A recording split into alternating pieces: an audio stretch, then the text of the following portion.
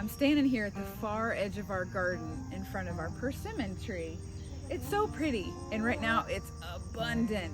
These fruit are amazing.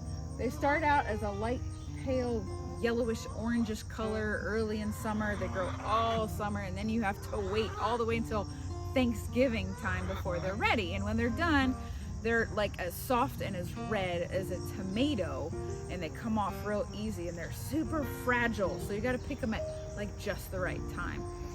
And we love them. I like to make persimmon bread and persimmon jam, and I think this year with the abundance I'm gonna need to come up with a whole lot more recipes. But you might be asking, what on earth do persimmons have to do with joy?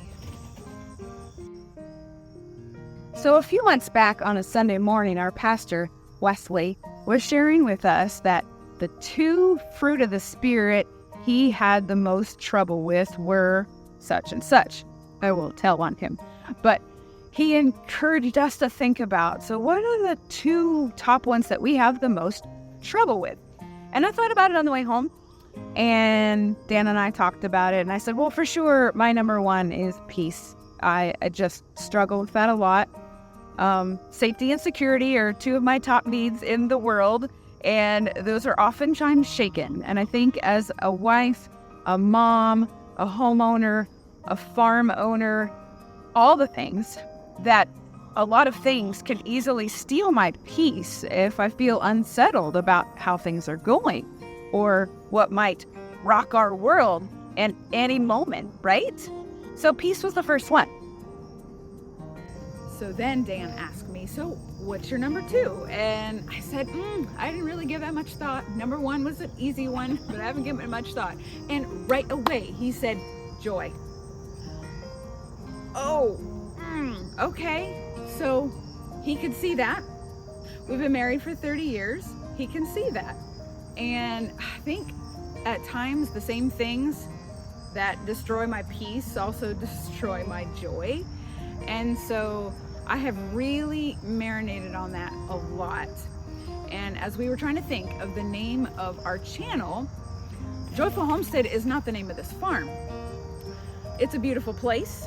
It is a place of joy, but it's not the name of this farm. And I got to thinking, maybe joy ought to somehow be tied into our channel, because a lot of times with homesteading, gardening, prepping, things like that, we find that we operate out of fear, and it's easy for us to not focus on the joy of what we're doing because we're too busy preparing for, what could happen, or we've got to grow more food, or, oh, this thing just happened on the farm. Oh my goodness, yeah. So let me cut back to the persimmons for a minute, because I'm tying these together. Bear with me.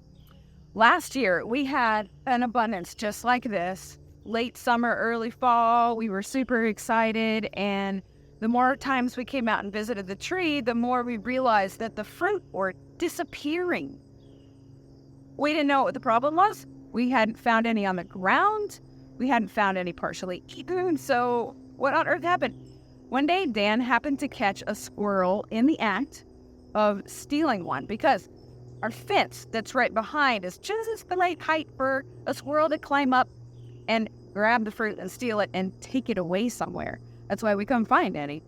So we lost quite a bit of last year's crop of persimmons, and it was because of those squirrels. But as I've been thinking recently about joy and why this channel should be called Joyful Homestead, it took me back to the persimmons and the squirrels, because things so easily steal our joy. They really do. We have been made by God to create and be flourishing in fruit. If we have invited His Spirit to work in us and basically operate on our behalf to produce this fruit, we will be abundant with it, right? But there are so many things in life that come along, like those squirrels, and snatch the joy fruit and take it away. We all have our different things, right? The squirrel in our life that takes the joy. It's different for me than it is for you, But I think we can quickly come up with what those things are. The things that just rob us of the joy where we've been. Joy is a very deep down rooted thing. Not like fleeting happiness, right? Joy. And so when squirrels come in our lives and take it away, it's rough. It's hard to know how to bounce back from that. There are some horribly devastating, soul-crushing things that have happened in my life, and probably in yours as well. And we think, how on earth do we rebound from that? How do we keep going? How does joy come back?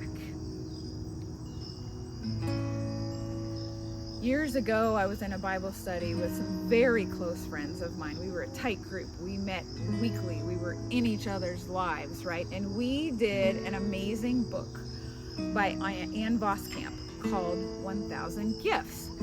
And she basically gave us the background of how she'd had a devastating experience in her childhood, which led to some very serious depression problems.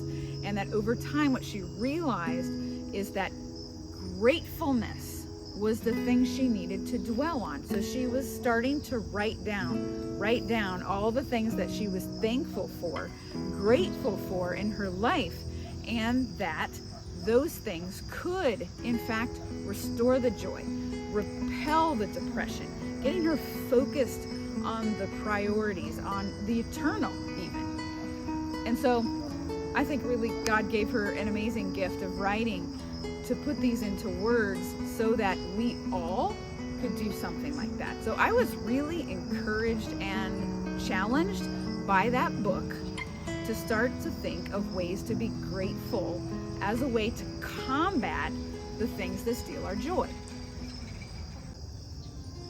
So now that brings me back to the present, Joyful Homestead.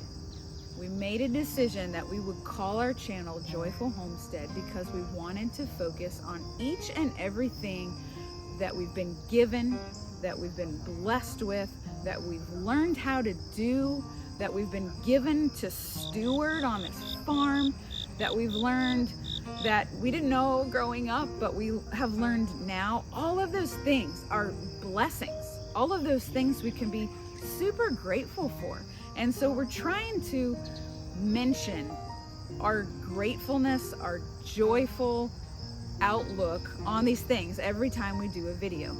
So I hope that that comes out when we do our videos. I hope that it encourages the people that watch it, because when God has given us the ability to produce fruit, kind of like this, and joy comes out, it becomes something that you can share with other people. They'll see it in you. They may want what you have, that joy. Where does that joy come from? And then you can talk to them about it, and you can also share an attitude of gratitude and pass on that joy to everybody else. So that's really the bottom line of this channel for us. And I really hope, maybe you can share in the comments below if that has encouraged you or inspired you in any way, because that's the whole goal. And truly, I think stewarding God's earth and growing the fruit in our lives and spreading the joy in His kingdom here while we're on this earth is the bottom line.